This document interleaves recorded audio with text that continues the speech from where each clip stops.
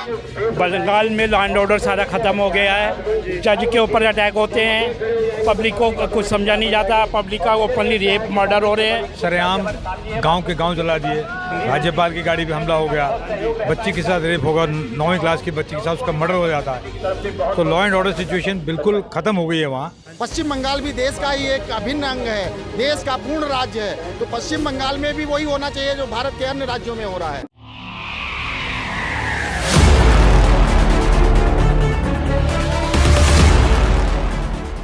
नमस्कार, मेरा नाम है शर्मा, मेरे साथ देख रहे हैं स्वराज मीडिया नेटवर्क। और इस वक्त हम मौजूद हैं राजधानी दिल्ली स्थित पटियाला हाउस कोर्ट के बाहर। आपको बता दें कि यहाँ पर बहुत ही भारी मात्रा में अधिवक्ता लोग खड़े हुए हैं। इनके द्वारा एक बात कही जा रही है कि जैसे बंगाल में आप लोगों ने देखा था कि हिंसा के कई मामले एक एक करके सामने आए थे, जिसको लेकर पूरे देश में तरह तरह तरीके से विरोध प्रदर्शन किए गए थे। तो आज यहाँ पर अधिवक्ताओं के द्वारा एक विरोध प्रदर्शन किया जा रहा है। बंगाल में जिस प्रकार से कई लोगों की हत्या हुई थी और उस पर सरकार का जो रवैया दिखाया गया था, उसको लेकर अधिवक्ता लोग आज रोष में हैं। उनसे बात करते हैं और जानते हैं कि आखिर जो आज प्रदर्शन किया जा रहा है इसके पीछे मूल कारण क्या है और आगे आने वाले दिनों में हम क्या देखेंगे कि अधिवक्ताओं की तरफ से क्या कुछ कदम उठाए जाएंगे बंगाल में हुई हिंसाओं को रोकने के लिए। काफ़ी अधिवक्ता लोग इस वक्त हमारे साथ मौजूद भी हैं, बात करते हैं लोगों से और जानते हैं इस पूरी घटना के बारे में। सर, आप लोगों के द्वारा आरोप लगाया जा रहा है कि बंगाल में लोकतंत्र की हत्या हो रही है, लगातार जो आपराधिक मामले बढ़ते जा रहे हैं। तो क्या इसके बारे में कोई ऐसी घटना हो जो आप बताना चाहते हो जिसके चलते ऐसा लगा हो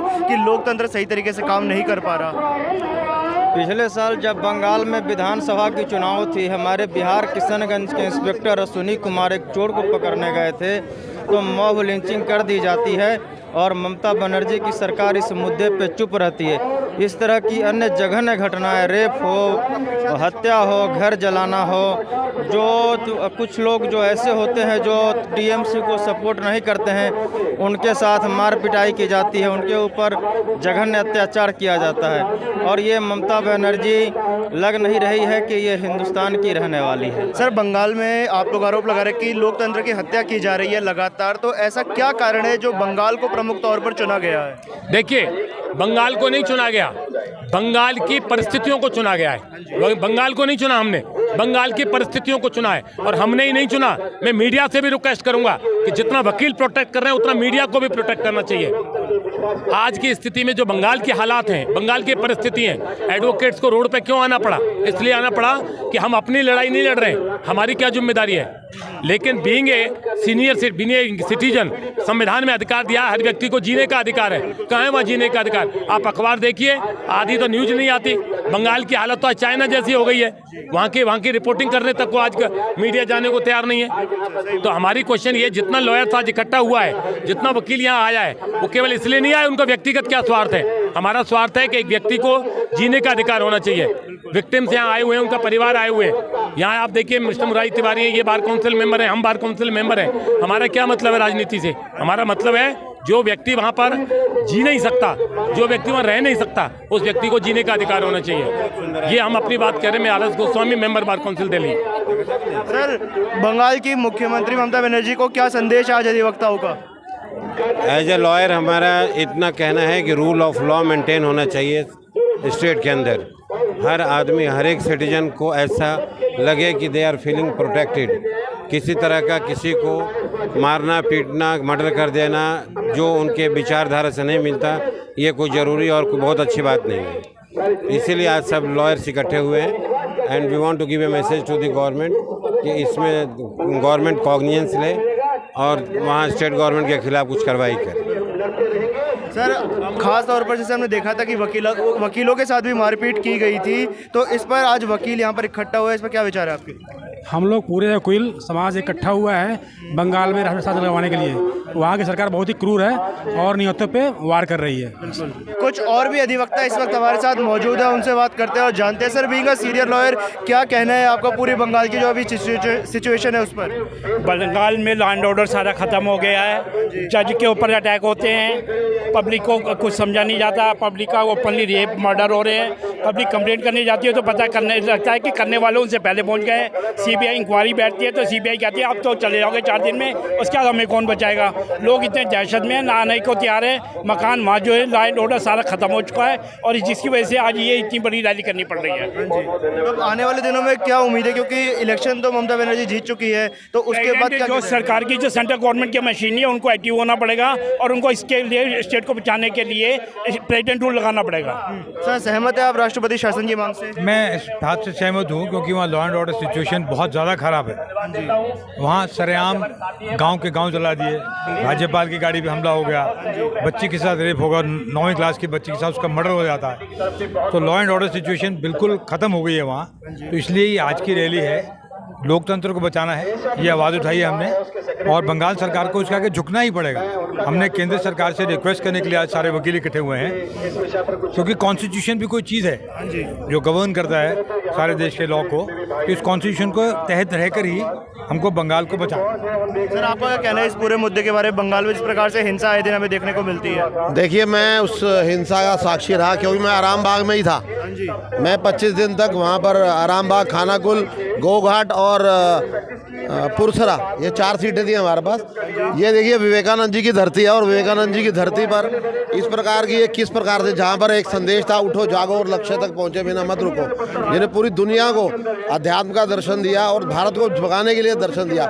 उसमें उस राज्य की एक महिला मुख्यमंत्री जिनको मैंने नाम दिया निर्ममता बेदर्दी। वो निर्ममता नाम क्यों दिया गया? निर्ममता बेदर्दी क्योंकि एक महिला हो गए, क्योंकि कहते हैं बड़ा कोर, हाँ, जिसको तो बेटी होती है, बहन होती है, माँ भी होती है, तो उनमें उस तरह का उनमें दिल नहीं है।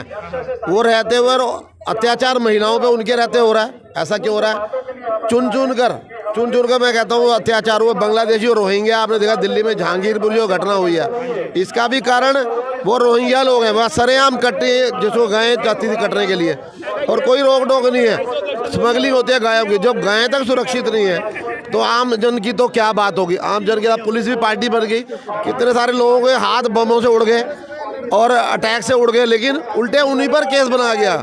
यानी आईसी जो एसएचओ हम यहाँ पर बोलते हैं, वहाँ पर आईसी बोला जाता है उनको, एसएचओ को, जो थानाध्यक्ष होते हैं, उन्होंने भी सरकार का एक तरह से नुमाइंदे, उनका प्रतिनिधित्व करते काम किया। आज बीएसएफ लगा दी सेंट्रल गवर्नमेंट है, तो मोदी जी से बड़ी उम्मीद है कि बीएसएफ जिस प्रकार से जो बाहर से लोग आ रहे हैं, रोहिंग्या बांग्लादेश से जो आके यहाँ लूटपाट करते हैं, पहले वो वहाँ पर अपने घर टारगेट करते हैं कहाँ पर हैं, फिर वो इस प्रकार जाली आई कार्ड बनाना, सब उन्होंने काम कराना। तो आज ये वकीलों का आह्वान है, हमने अगर काले कोट डाले हैं और तो न्याय के लिए, न्याय के ऊपर, न्याय से ऊपर कुछ भी नहीं है। जो बंगाल की बेटियों के साथ और बंगाल के बच्चों के साथ, बंगाल के पुरुषों के साथ, देखिए स्वस्थ परंपरा है। आप अगर चुनाव में जाते हैं तो जो जीत जाए दूसरे को वेलकम करना चाहिए, लेकिन वहाँ पर उनको आपने डिमोलिश किया, अत्याचार किया उनको, आपने उनकी हत्याएं की, खुलेआम वहाँ पर तमंचे लहराते। मैं आपको वीडियो दिखा सकता हूँ। आराम बाग से मधुसूदन बाग जी हैं, हमारे मित्र हैं वो, तो उन्होंने भी बड़ी ट्रबल वाली बात है कि यहाँ पर किस प्रकार का आंदोलन है। बीएसएफ उनको सिक्योरिटी कर रही है, पुलिस खुद पार्टी बन गई ममता की। पर क्या कारण है कि ममता बनर्जी को दोबारा चुनाव में इस प्रकार से जीत मिली, टीएमसी दोबारा सत्ता में आई? देखिए उसके तो कई सारे कारण हैं। जहाँ तक उसकी ऑपोजिशन पार्टी थी भारतीय जनता पार्टी, 31% वोट लेकर उन्होंने 121 सीटों पर बढ़त ली थी। उसमें प्रशांत किशोर और शरद पवार और जो मैं कहूँगा कांग्रेस में घट रही है, क्योंकि विपक्ष कम्युनिस्टों की वहाँ जो सीटें थी वो 0 होगी। और कहा तुम काहे प्रचार करो, मोदी जी को रोकना है। एक राष्ट्र पुरुष, एक राष्ट्रीय अध्यक्ष जो पूरे विश्व में भारत का डंका बजा रहा है और बड़े बड़े उनके आगे झुक रहे हैं सॉरी, तो किस प्रकार से वो देश को बढ़ाने के लिए काम कर रहे हैं निरंतर, उनको रोका जाए। केवल उनका वो था कि मोदी जी को रोकना है। तो मोदी जी कितना अच्छा कर रहे हैं, 4 घंटे किस प्रकार सोते हैं, किस प्रकार वो बेटियों के लिए, बच्चों के लिए काम करती हैं और आम जन के लिए काम कर रहे हैं, किस प्रकार से डेवलपमेंट हो रही है। वो बंगाल में वो आयुष्मान योजना लागू ना हो, बंगाल जो है ट्रैक से हट गया, बंगाल पिछड़ गया। और वहाँ पर मैंने खुद देखा स्वयं, वहाँ पर जैसे यहाँ सिनेमा हॉल्स है, वहाँ पर सिनेमा हॉल्स उजड़े हुए हैं, बहुत बुरे हाल हैं। और जो जिसकी दादागिरी हो, पुलिस वाले खुद पार्टी बनकर, और जो विक्टिम्स होते हैं उन्हीं पर केस बना दिया जाता है। और इस तरह से जो अन्याय औरतों के साथ, कितनी औरतों का रेप हुआ। और वहाँ पर तरपाल बोलते हैं, तोरपोलिन बोलते हैं, गरीबी है वहाँ पर। और वहाँ पर नारियल जिसको कि बेच के और वो सारा वो काम करते हैं, या बड़े छोटे लेवल में वहाँ पर मछली बेच कर, या पोखरा है हर घर में, तो वहाँ मैंने देखा। तो इस प्रकार से बंगाल को न्याय मिलना चाहिए। बंगाल भी जो हमारे जो भारत का अटूट भाग है, उसको बढ़ चढ़ के तरक्की होनी चाहिए। महिलाओं की सुरक्षा हो, बच्चों की सुरक्षा हो, उनका सुनहरा कल आगे बढ़ना चाहिए। तो निर्ममता बेदर्दी का जो शासन है उसको रोककर उस पर राष्ट्रपति शासन लागू होना चाहिए। हमने जो वकील हैं जागरूक होकर लड़ते हैं हर काम के लिए, तो इसके लिए हमारे वकील जागरूक है और रहेंगे। बंगाल के भाई बहनों से हमें बहुत प्यार है, रहा है और रहेगा। बंगाल ने लीड किया, भारत को आगे भी लीड करे, अब ये चाहेंगे। यही आपके माध्यम से भी कहना चाहूँ, बंगाल की आवाज़ को बचाएं और जो हमारे लोगों के साथ अन्याय हुआ उनके साथ भी जस्टिस हो। जस्टिस सभी के लिए और बढ़ चढ़ के देशवासी सभी बराबर है संविधान की नज़र में। तो आपने देखा कि किस प्रकार से यहाँ पर ममता बनर्जी को एक नया नाम निर्ममता बनर्जी दे दिया जाता है और तमाम अधिवक्ता जितने भी यहाँ पर मौजूद थे सबकी एक मांग थी कि बंगाल में जो चुनी हुई सरकार है उसको बर्खास्त कर राष्ट्रपति शासन लगाया जाए, क्योंकि इस प्रकार कानून व्यवस्था बिगड़ रही है। तो यहाँ पर हम एक चीज़ देखते हैं कि किस प्रकार से जो अधिवक्ता आज यहाँ पर इकट्ठा हुए हैं और सबके लेकर वही मांग सामने आती है कि बंगाल में राष्ट्रपति शासन लगा दिया जाए और जो चुनी हुई सरकार है उसको बर्खास्त किया जाए, ताकि वहाँ पर फिर से जो लॉ एंड ऑर्डर है, कानून व्यवस्था है, उसकी सिचुएशन दोबारा एस्टैब्लिश हो सके। सर क्या कह रहे हैं, आज वो प्रोटेस्ट निकाला जा रहा है उसके बारे में आपका? सर ममता बनर्जी सरकार द्वारा मनमाने तरीके से शासन व्यवस्था प्रोवाइड की जा रही है। ममता बनर्जी जो हैं हजारों जो है हत्याएं करा रही हैं, साथ में बेटियों के साथ बलात्कार उनके गवर्नमेंट में किया जा रहा है, जबकि हमारा देश एक लोकतांत्रिक देश है। उन्हें समझना चाहिए, इस चीज़ को बखूबी जानना चाहिए, नहीं तो हम जो है राष्ट्रपति शासन की मांग कर रहे हैं। उनकी सरकार को बर्खास्त किया जाना चाहिए इमीडिएटली। अब खासतौर पर अगर महिलाओं की बात हो रही है तो मैम अब महिला वकीलों का इस पूरे मुद्दे पर क्या विचार होगा? मैं ये बोलना चाहूँगी कि देखो बेटियां तो सभी धर्म की होती हैं, पर एक पर्टिकुलर रिलीजन को लेकर ये करा जा रहा है कि नहीं इस धर्म की ये नहीं है। उन्होंने क्या बोले धर्मनिरपेक्ष वहाँ पे लागू कर रखा है, पर हमारा इंडिया तो सेक्युलरिज्म है, सेक्युलरिज्म होना चाहिए। यहाँ पे कॉन्स्टिट्यूशन का हनन हो रहा है तो उसको हम सपोर्ट करते हैं। महिलाएं किसी भी वर्ग की हो, महिला माँ बेटी सबकी होती हैं। से मैं बोलूँगी कि हमें राष्ट्रपति शासन लागू करना है। राष्ट्रपति मांग की जो राष्ट्रपति शासन की मांग की जा रही है, सहमत है इससे आप? बिल्कुल सहमत हैं, क्योंकि वहाँ पे जो है सारा हमारा संवैधानिक व्यवस्थाएं सारी विफल है।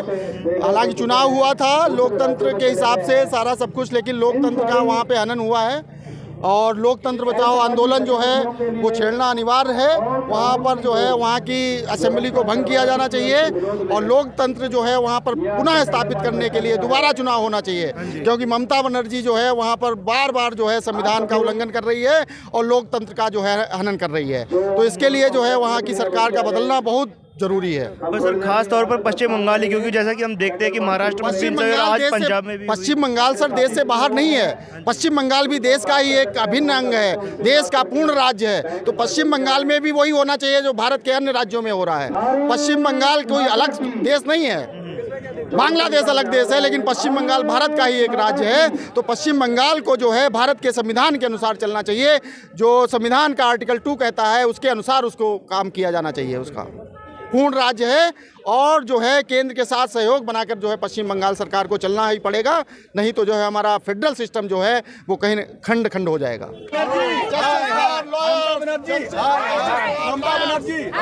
तो हमने देखा कि किस प्रकार से ममता बनर्जी को एक नया नाम दे दिया जाता है यहाँ पर, निर्ममता बनर्जी, क्योंकि जैसे कि हम देख पाते हैं कि बंगाल में आए दिन ऐसी वारदातें सामने आती है जहाँ पर मासूम लोगों की हत्या कर दी जाती है और पुलिस भी वहाँ पर बेबस खड़ी हुई नजर आती है। मैं आपका ध्यान आकर्षित करना चाहूँगा इन फोटोज़ की तरफ जो आप इस पोस्टर पर देख सकते हैं कि कैसे बुरी तरीके से लोगों को मारकर फेंका हुआ है, लोगों के घर जलाए हुए हैं, बीच पार्क में एक व्यक्ति को फांसी पर लटका रखा है। ऐसे भी कई तस्वीरें सामने आई है। तो कुल मिलाकर यहाँ पर जो प्रदर्शन किया गया था अधिवक्ताओं द्वारा, उसकी यही मूल बात निकलकर सामने आती है कि जो बंगाल में चुनी हुई सरकार है वो कानून व्यवस्था संभालने में बिल्कुल लाचार नजर आ रही है। तो केंद्र सरकार को इस पूरी जो घटना है जो बंगाल में आए दिन हो रही है, इनका मूल्यांकन करते हुए बंगाल में राष्ट्रपति शासन लगाने की मांग यहाँ पर अधिवक्ताओं ने की है। अब इस पूरे घटनाक्रम के बारे में आप लोगों का क्या कहना है कि बंगाल में क्या राष्ट्रपति शासन लगाने की मांग ठीक है या नहीं? ये बात आप हमें कमेंट बॉक्स के माध्यम से ज़रूर बताएं। इस वीडियो को ज़्यादा से ज़्यादा शेयर करें, लाइक करें और साथ ही अपने क्षेत्र से जुड़ी तमाम खबरों को पाने के लिए सब्सक्राइब करें हमारे चैनल स्वराज मीडिया नेटवर्क को।